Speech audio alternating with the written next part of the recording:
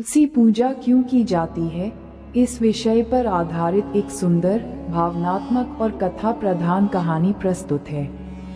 ये कहानी आस्था, त्याग और भक्ति के भाव को सरल भाषा में समझाती है। तुलसी माता की अमर कथा, तुलसी पूजा क्यों की जाती है, एक प्रेरक कहानी। बहुत समय पहले की बात है। हिमालय की गोद में बसा एक शांत और पवित्र आश्रम था। उस आश्रम में प्रतिदिन प्रातःकाल वेद मंत्रों की ध्वनि गूंजती, हवन की अग्नि प्रज्वलित होती और वातावरण में दिव्यता का अनुभव होता। इसी आश्रम में एक अत्यंत साध्वी और पतिव्रता स्त्री निवास करती थी, जिसका नाम था वृंदा। वृंदा साधारण स्त्री नहीं थी।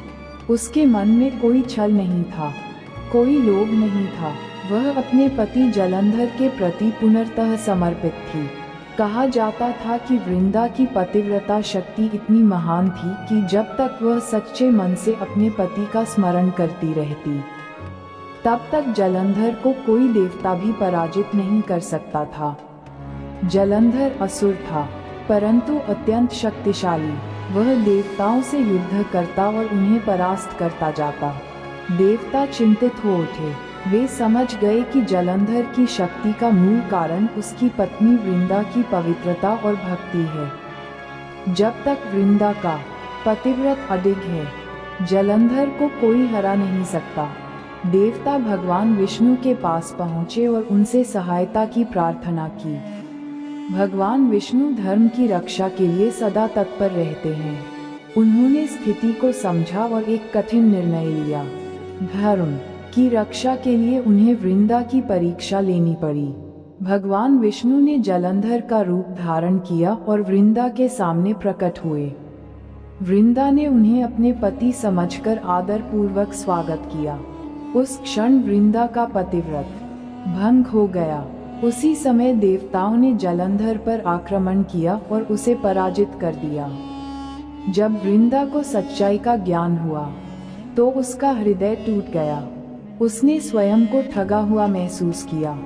क्रोध और दुख से भरी वृंदा ने भगवान विष्णु को श्राप दे दिया कि वे पत्थर बन जाएं। ये श्राप आगे चलकर शालिग्राम के रूप में प्रकट हुआ। वृंदा ने फिर योगाग्नि में प्रवेश कर अपने प्राण त्याग दिए। उसकी आत्मा की पवित्रता और त्याग से प्रसन्न होकर भगवान विष्णु ने उसे वरदान दिया, हे वृंदा, तुम सदा पृथ्वी पर पूजित रहोगी। तुम्हारा नया रूप होगा तुलसी। बिना तुम्हारे स्पर्श और पूजा के मेरी कोई भी पूजा पूर्ण नहीं मानी जाएगी। उसी क्षण वृंदा तुलसी पौधे के रूप में पृथ्वी पर प्रकट हुई। उसकी पत्तियां सुगंधित थीं। उसका स्पर्श शुद्ध करने वाला था और उसकी उपस्थिति मात्र से वातावरण पवित्र हो जाता था। तुलसी और मानव जीवन समय बीतता गया। लोग तुलसी को अपने घरों में लगाने लगे। सुबह सुबह स्त्रियां तुलसी के चौरे पर जल चढ़ाती, दीप जलाती और हाथ जोड़कर प्रार्थना करती, हे तुलसी माता, हमारे घर में सुख शांति बनाए रखना, रोग दुख दूर करना और हमारे परिवार की रक्षा करना। कहा जाता है कि जहाँ तुलसी का वास होता है, वहाँ नकारात्मक शक्तियाँ प्रवेश नहीं कर पाती। तुलसी केवल एक पौधा नहीं, बल्कि त्याग, पवित्रता और भक्ति की जीवित प्रतीक है। एक साधारण परिवार की कहानी। एक गांव में रामदीन नाम का एक गरीब किसान रहता था। उसके घर में धन की कमी थी, पर उसकी पत्नी सीता रोज तुलसी पूजा अवश्य करती थी। चाहे कितनी भी परेशानी हो, वह तुलसी माता के सामने दीप जलाना कभी नहीं भूलती। एक दिन गांव में भयंकर बीमारी फैल गई। लोग डर के मारे घर छोड़ने लगे, पर रामदीन के घर कोई बीमार नहीं पड़ा। लोग आश्चर्य करने लगे। गांव के बुजुर्ग ने कहा, ये सब तुलसी माता की कृपा है। इस घर में नियमित तुलसी पूजा होती है, इसलिए यहाँ रक्षा बनी हुई है। धीरे धीरे लोगों का विश्वास और गहरा हो गया। सबने अपने घरों में तुलसी लगाई और पूजा आरंभ की। हिबिस्कस तुलसी पूजा का संदेश। तुलसी पूजा हमें ये सिखाती है कि सच्ची भक्ति में शक्ति होती है त्याग कभी व्यर्थ नहीं जाता। नारी की पवित्रता और समर्पण संसार को बदल सकता है। प्रकृति की पूजा करना स्वयं जीवन की पूजा करना है। इसीलिए शास्त्रों में कहा गया है, तुलसी दल बिना न लगे राम।